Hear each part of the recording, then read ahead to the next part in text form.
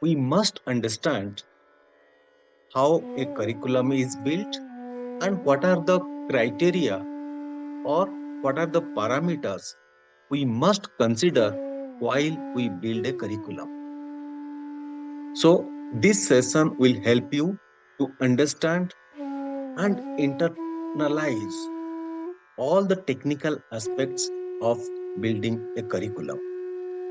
Now, Adiuvaret Kids, being a research based organization, we have designed a concept that is called scope, which will help you to understand the aspects of curriculum building, how it can be built, how it can be implemented, and different points of skills or different aspects that can be taken into consideration while building the same. Since you will be doing this by yourself, then it becomes very, very easy for you to implement it in your class or in the skill that you want to develop among kids. Let's understand what the scope is. Now, scope, first S of scope is the structure. When we think about curriculum, most of the times it is coming from the regulator's perspective. Regulator meaning the education department, state government, or federal government. They have got the responsibility to design and make a framework of the curriculum which is appropriate to a particular segment. Therefore, we must understand what are the structure of the curriculum that's currently available for the place for which we need to build that. Different countries, different structure is available. Within one country, different states, they have their own way of doing it. So we must understand the structure. One of the example, if we take into account, for example, in case of India, we have recently have the national education policy for the year 2020.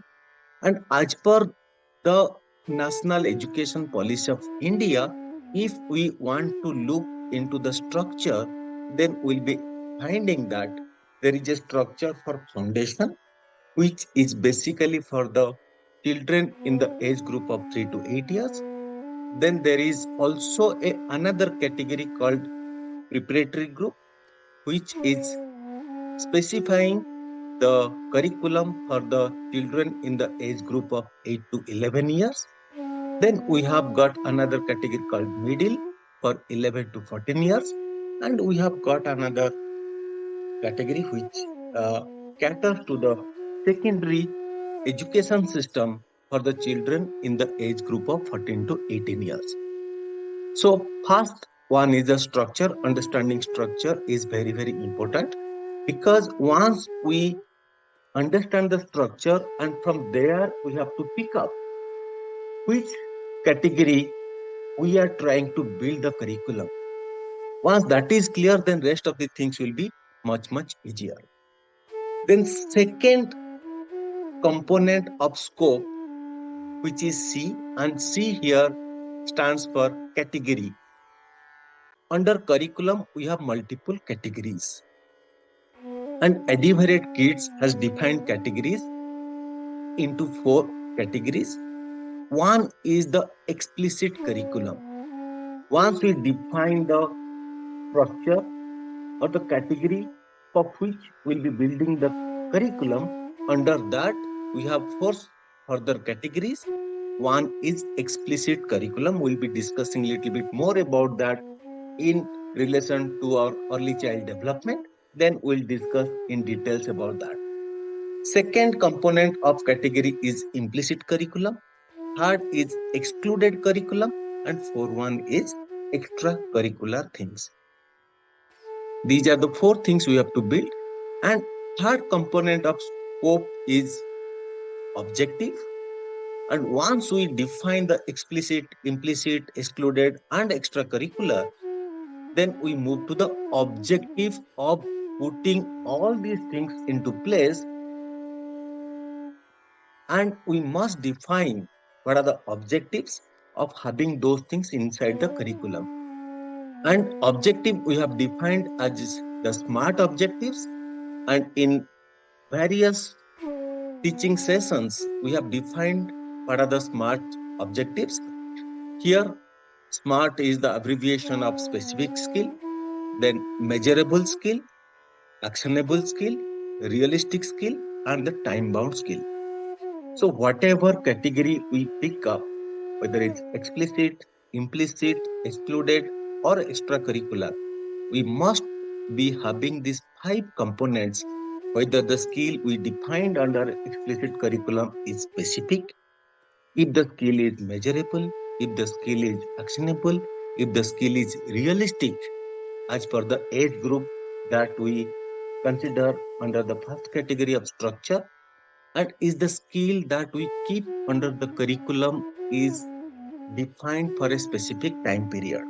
So our category, each category must be following the SMART objective. Next, the fourth component of scope curriculum is the pedagogy. Pedagogy is basically the science of delivering the skill that we defined under that curriculum. And for each skill, we have to ask what skill, how this skill has to be delivered, where the skill has to be delivered, and when the skill has to be delivered. That will be the four components of the pedagogy. So pedagogy means different things we take into account, whether it's a classroom activity, or it's a one-to-one communication activity, or it's a field activity. So all these things are part of the curriculum, which comes under the component called pedagogy. Pedagogy is the science of delivering a skill to a different curricular component, that is called pedagogy. And the last component of the curriculum under our scope concept is called evaluation. All these things we designed, developed, everything we have done, if we do not have a component of assessment and evaluation, then we actually do not know how the children are performing within this curriculum. So we have defined 7 components under evaluation. First, we must be having the diagnostic evaluation. Then we must be having a formative assessment or evaluation. We must be having a summative assessment. We'll be having a confirmative assessment.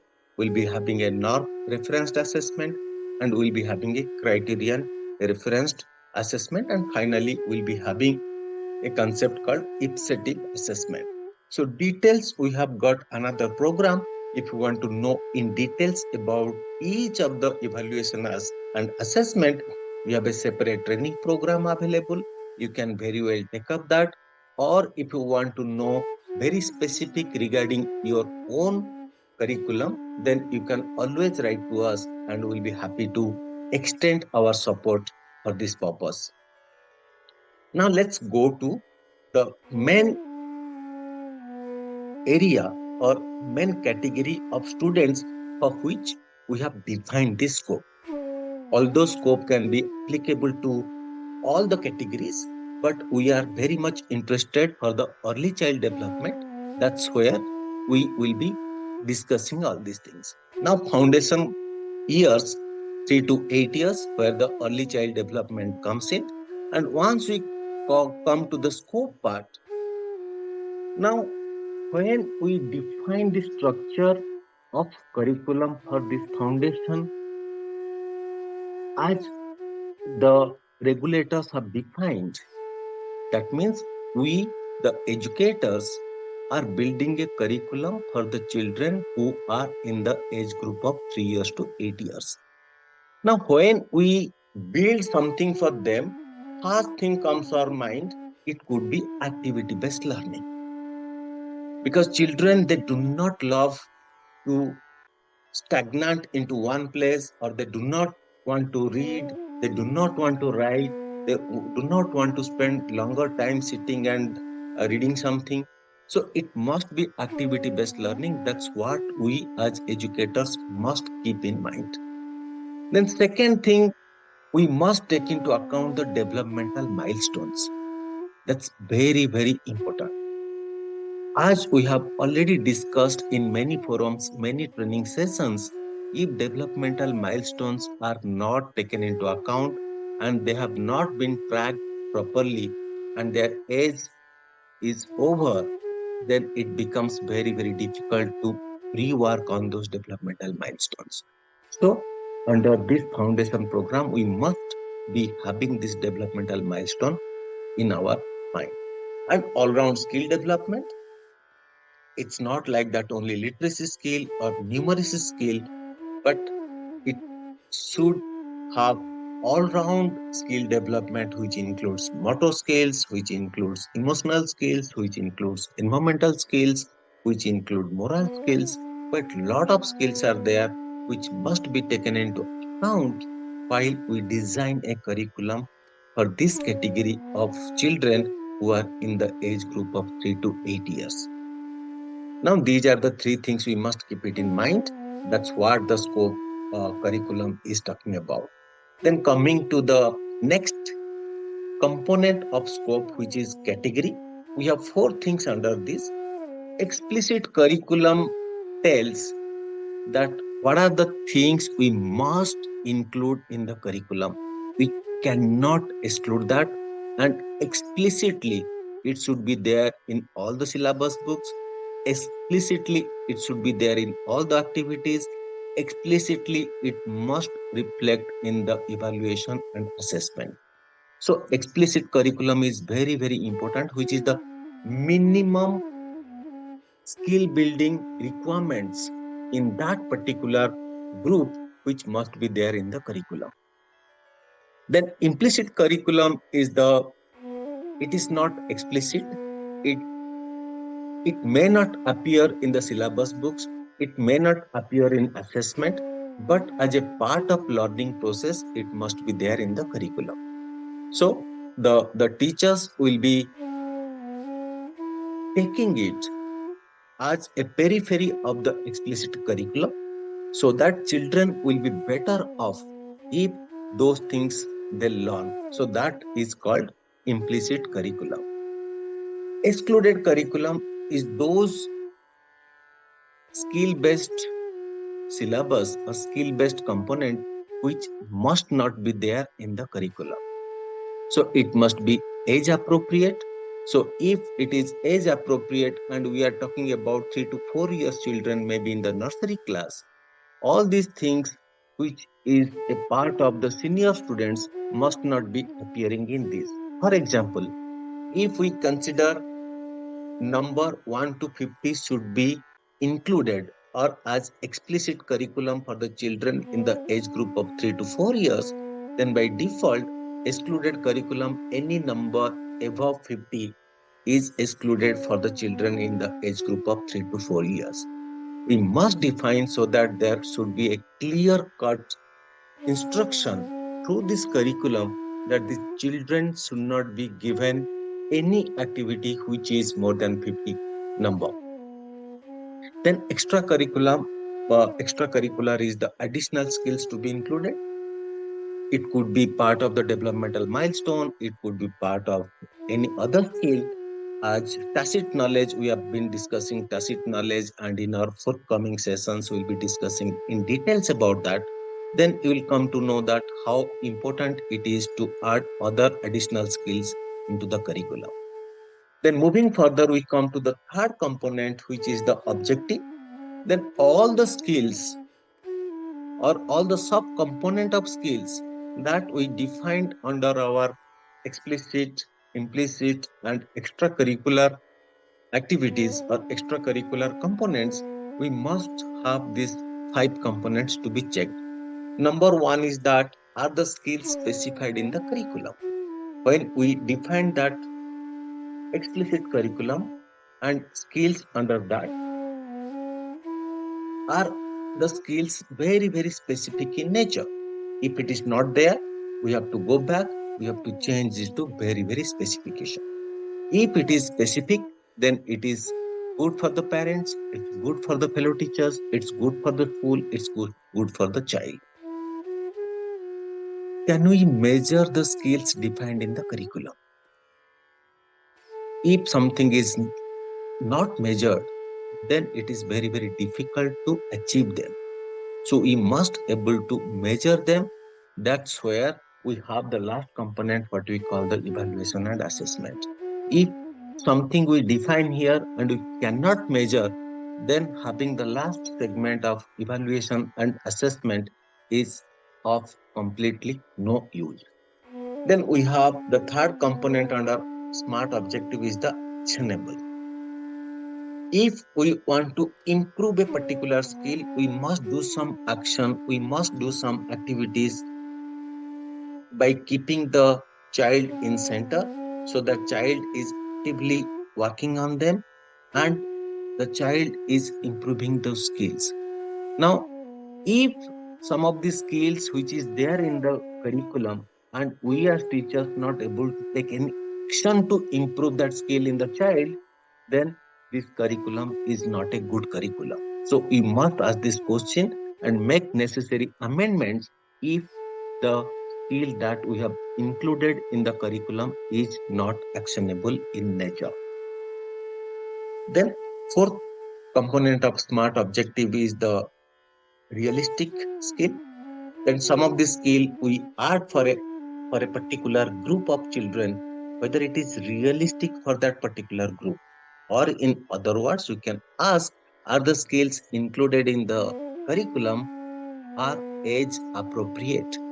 If it is not age appropriate, we may remove them, we may modify them to make it more age appropriate so that children for which this curriculum is built, they can get those skills without any ambiguity. And finally, the skills that we keep, is it time bound in nature? Although we have a yearly curriculum defined, but this yearly curriculum has to be subdivided into months, into weeks, into days. Now, all the annual skill has to be subdivided into shorter period of time so that implementation and regular engagement with children would be equally or appropriately distributed over the years. If it is not done, then whole thing will be haywire. The whole thing will be very, very difficult to manage. So if the skills not mapped to a particular month and subsequent weeks, then the curriculum is considered to be very, very weakly defined curriculum. So if it is not there, we have to revisit, make sure that the skills are defined for each month, for each week, for the teaching plan of the teachers. Now, again, we have to move further and we come to the fourth component, that is pedagogy. And here, four questions we have to ask regarding all the things we have included into our curriculum. Part skill. For example, if you are considering about language skill, whether it's a reading skill, whether it's a listening skill, whether it's a speaking skill, whether it's a writing skill, part skill we are talking about here. So that has to be defined. How the skill to be inculcated? What are the methods that we have to adopt to inculcate this particular skill for the children in that particular age group? This has to be very, very clearly defined. If such things will be defined, then we are in a much, much better position in terms of clarity that we are bringing the right methodology to the children in that particular age group, where ideally the skill building exercise to be done, whether it has to be done inside the classroom, whether it has to be done inside the school but outside the classroom, whether it has to be done outside of the school, or children have to be taken to a specific location to have those skills. So if such things will be specified in the curriculum, then the life of teachers will be much easier. And once the clarity is there, it is very, very important for the parents also to get into action to make sure the children are given maximum support as far as the skill building exercise of the child is concerned. And finally, when the skill has to be done, which is to some extent is matching to the time bound under our smart objective, when the skill has to be done, meaning that in a particular month, in a particular week, this skill has to be done, or this has to be done at the end of the second term, first term, half month, fourth month, in when this has to be done, which is very, very important. Sometimes particular skill can be understood provided the preceding skills are well understood. If those things are not understood, then having a new skill or advanced skill may be difficult. So we have to define these four questions under our pedagogy section of scope curriculum. Finally, we are coming to the last component of our scope for curriculum building. First one is the diagnostic assessment. Diagnostic assessment of the curriculum, sometimes we call it the entrance examination. In some part of the world they call it, when a child is getting admission into a particular class, we have to check if the prerequisite skill of the child is intact or not.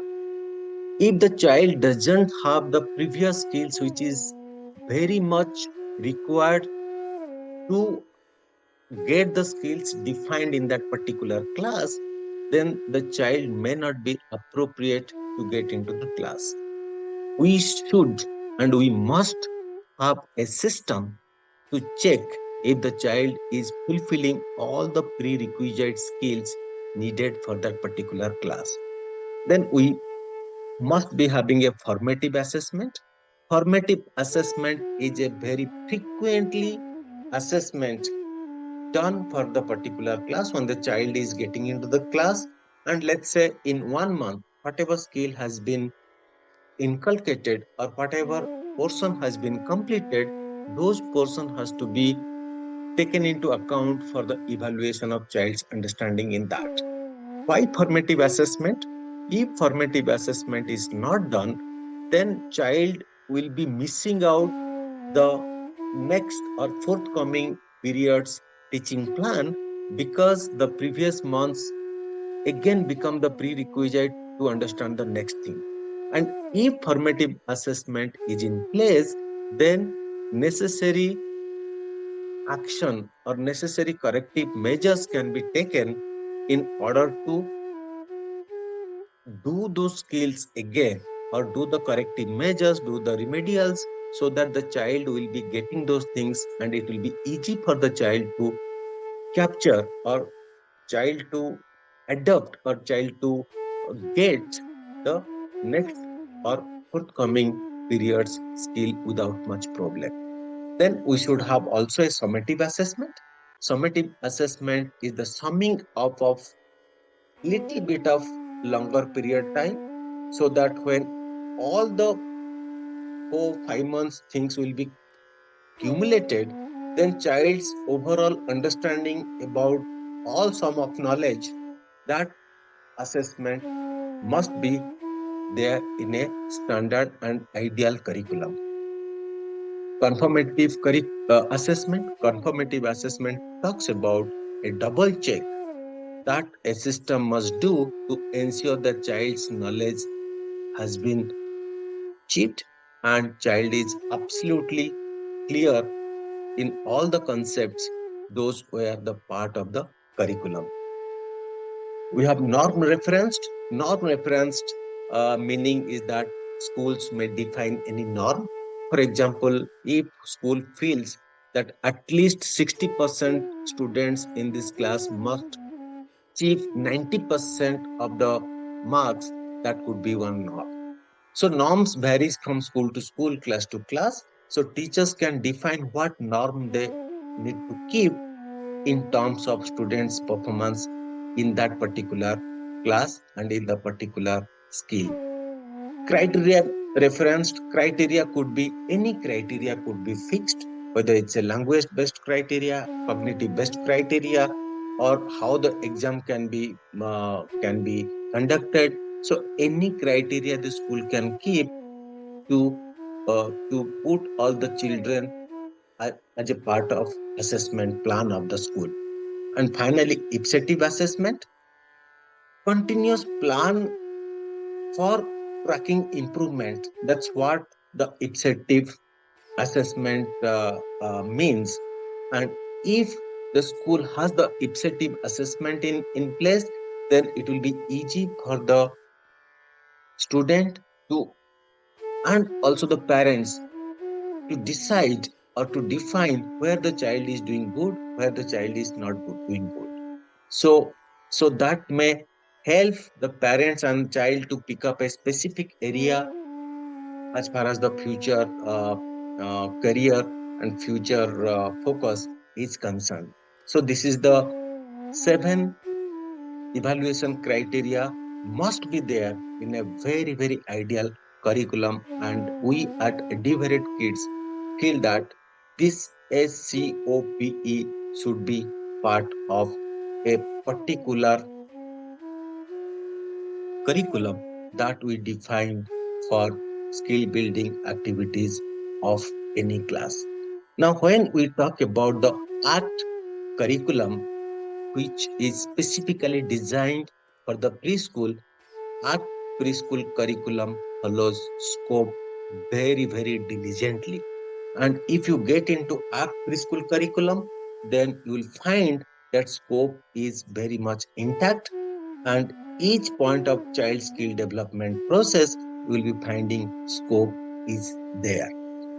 So this is all about this session. This session talks about the concept of scope uh, in building the curriculum. And I reiterate, this scope can be applied to any class irrespective of the age of the child, because we have already included structure.